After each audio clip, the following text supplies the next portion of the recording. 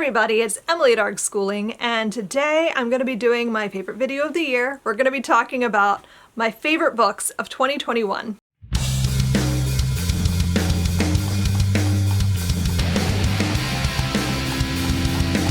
Last year I lamented that I didn't think I'd have enough favorites to make a top 10. This year I have a top 10 and some extra books to talk about. So let's just get into it so this video doesn't go on forever. I'm going to start with my honorable mentions because I had several books that I kept putting in and out of my top 10 and decided that these would just be honorable mentions and books that I really enjoyed but that didn't quite make it into my top 10 favorites. So, in no particular order, I have The House with Chicken Legs by Sophie Anderson. This was actually a very recent read, and I just thought it was adorable. This book was just one of the cutest things I've read. It's very fun, but also very heartfelt and emotional. This is a story about a girl who has been raised by a Baba Yaga, and they live in a house with chicken legs, and it moves around the world at a very fast pace, and she feels maybe like this isn't what her destiny is meant to be, and wants to know what the world is like outside of this small little world of the dead that she's in all the time.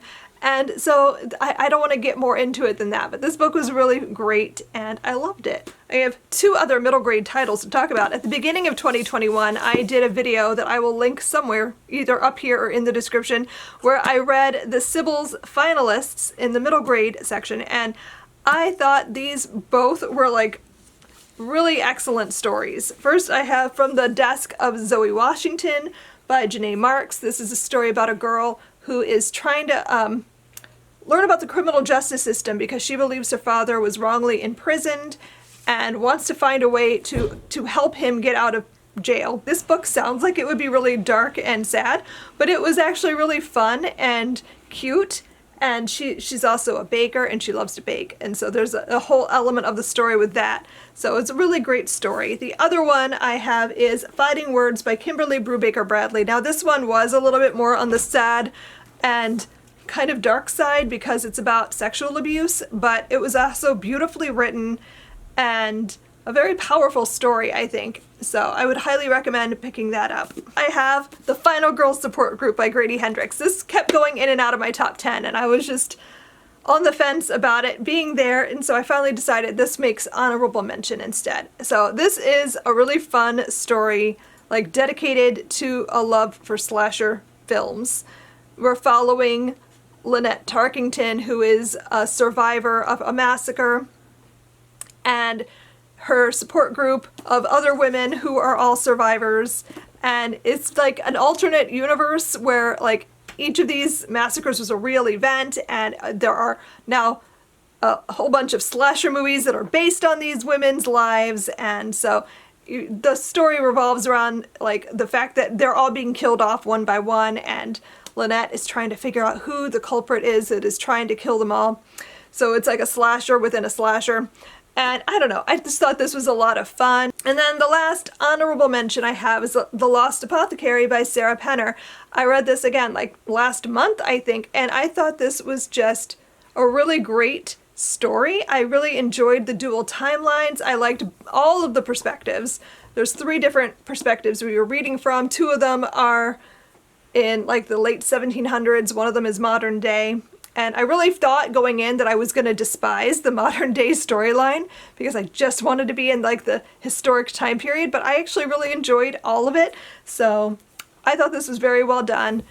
We are following 2 women in the 1700s that are running this secret apothecary shop dedicated to the murder of villainous men with poisons, and then you're going in the present day, a woman who is uncovering this weird history about this apothecary and her life with her failing marriage. And so it was a really interesting story, and I just thought it was a good time. Okay, now let's get into the top 10. I have no actual order here. I didn't rank these. These aren't like my first favorite to my 10th favorite. This is just, I liked them all, and I don't know how to rank them.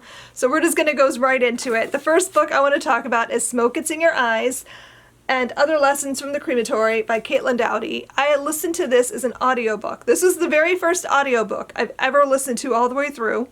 And I loved it, and it's kind of like set me on this whole audiobook kick this year. This is a memoir about her life and how she came to work in the death industry, and it was fascinating. I am a morbid person, and I enjoy reading books about things like this, and I have her other book that I really want to read next, but this is just a really interesting story about death and what happens to us after we die. Not like the afterlife, but literally what happens to your body when you die, and like the way people think about things like that. So I thought it was fascinating. I really loved Last Night at the Telegraph Club by Melinda Lowe. This is a book that Sarah had been hyping to me for a while, and I made it an ARG booked book club selection. I don't even remember what month we read this. This might have been the March selection. I can't remember now, but I loved it. We're following Lily, who is a Chinese American, and it's the 1950s, and she's discovering that she's a lesbian, and she's falling for this other girl, and they kind of meet up at this club called the Telegraph Club. And I don't know, I thought going in that this was a romance and that I wasn't gonna like it, but I don't think I would actually classify this as romance, because it doesn't really fit that kind of story. I think this is more of a kind of coming out story, but in a historical time period. And I just thought this was very beautifully done, and I definitely want to read more of Melinda Lowe's writing. At the very beginning of the year, I read In an Absent Dream by Shauna McGuire, and I think so far, I would say Down Among the Sticks and Bones is still like my favorite of that series, but this is my second favorite. And I didn't expect that. This is Lundy's story about how she came to find herself in like a fae goblin market kind of a situation. And it's just, I don't even know how to explain it. I found that I've thought about this book off and on over the course of the year. I think I read this back in January. So like, it's been a long time, but I still think about it. About like the choices that she made and the consequences of those choices. I don't know. I just thought this was really good. I'm dying to get my hands on the rest of them. Sarah has like all of the books. I've pre-ordered the newest one that's coming out. So I'm very excited to continue the series and read and catch myself up in 2022. I discovered this year that I love the subgenre of middle grade memoirs. And my favorite one that I read this year is While I Was Away by Waka T. Brown.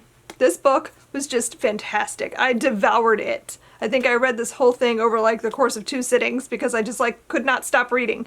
This is a story about Waka's childhood when her parents thought that she wasn't Japanese enough anymore. Now that she lived in America, they wanted her to like hang on to her culture and be able to speak Japanese. So they sent her for an extended summer. I think it was like her summer vacation and then into like October maybe. So it was an extended summer where she went and lived with her grandmother and went to school in Japan to get better at speaking Japanese. And so this is in the 1980s, and she was very nervous about going away and living with her grandmother, who she barely knew, for months alone.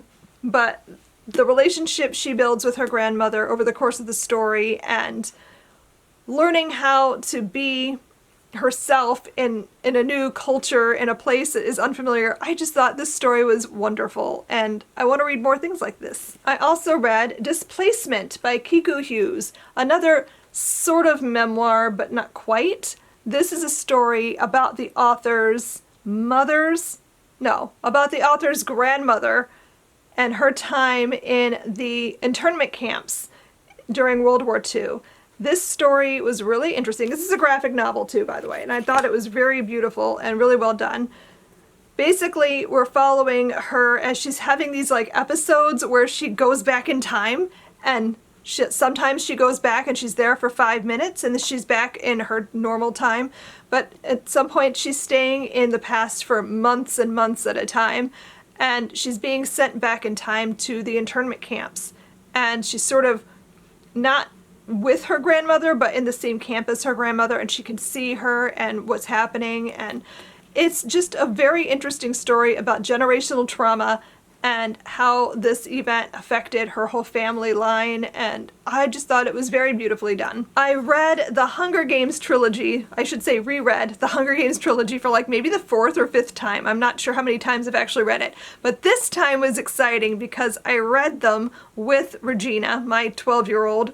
So this was her first time reading the series, and I'm gonna say the whole trilogy would be in my top 10, but specifically Catching Fire is my favorite book in the Hunger Games trilogy. I just think this is like the best book in that series, but also it's just such an exciting series in general to get to go back to it again with sort of fresh eyes, seeing her reactions to it. We actually listened to these on audio, and I have to say that this was probably my favorite audiobook experience this year. They're read by Tatiana Maslany, and she's just phenomenal. Like, I already knew she was a great actress. Like, I've seen not all of Orphan Black, but I've seen at least the first season and maybe a little bit of the second season of Orphan Black, and I'm just blown away by how she can do so many different characters that all seem so different, even though they're all her. And like, she does all the voices and everything's so distinct, and she's just fantastic. So highly recommend, if you haven't listened to the audiobooks for these, to go check that out. I don't have a copy because I listened to the audiobook. See, I had a lot of favorites this year that were audiobooks, but I'm gonna say that Born a Crime by Trevor Noah was a phenomenal audiobook experience.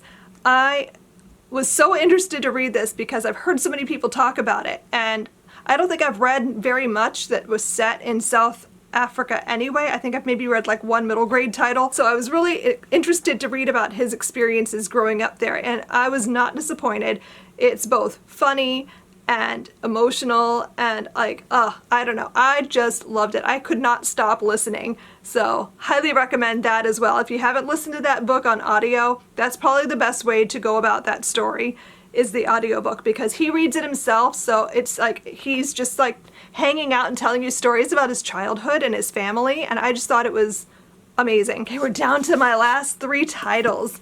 I think you guys are not surprised to see Bad Girls Never Say Die by Jennifer Matthew in this stack, because I raved about this in October, I think is when I read it, and I just thought this book was so good. I don't know if it was so good because I read it back to back with The Outsiders, which I did not enjoy, but I don't know, this book was just very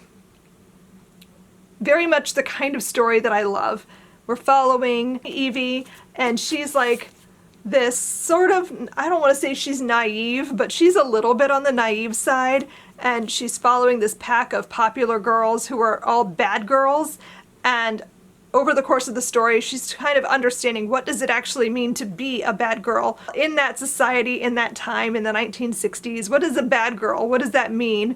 And how does she fit in with that group? And I just thought this book was very good. Then another audiobook experience, I listened to Survivor Cafe by Elizabeth Rosner, and I absolutely love this book.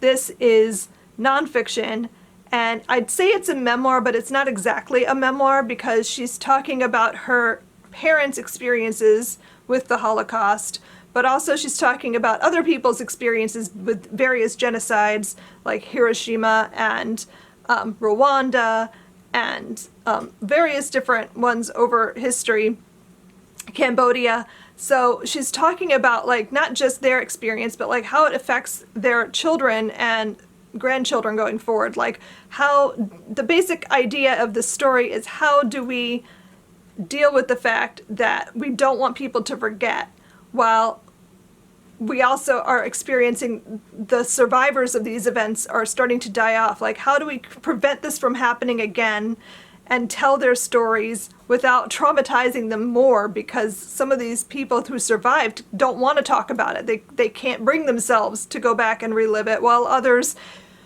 experience it to the point where they feel like they never left. So Very, very important story, very beautifully done. She raises so many interesting questions about how we teach history. I just felt like this was a super relevant title, and I think everyone should read it. And I think I lied. I think I said that there was no particular order, but I kept saving this one to the end as I was going through my stack, because I think this probably is my favorite book of the year. And that would be When the World Was Ours by Liz Kessler. I've raved about this book, I think, all year long. I had the arc of this, which I read, I don't even know. I'm not even sure when this came out. I want to say April. So I had the arc, which I read like in March-ish. And I loved it so much that I immediately pre-ordered it before it came out. And then I finished the book. I wanted to like wait and finish it with the physical copy. And this story was so beautifully written and so moving. I still think about this story all the time. So this follows 3 children at the start of the war, like just before World War II. We're following these 3 perspectives. 2 of them are Jewish, 1 of them is not. And they live in Austria, in Vienna, and they're best friends. It's 2 boys and a girl. And they have this one perfect day together. I think one of them's birthday. And then the war begins.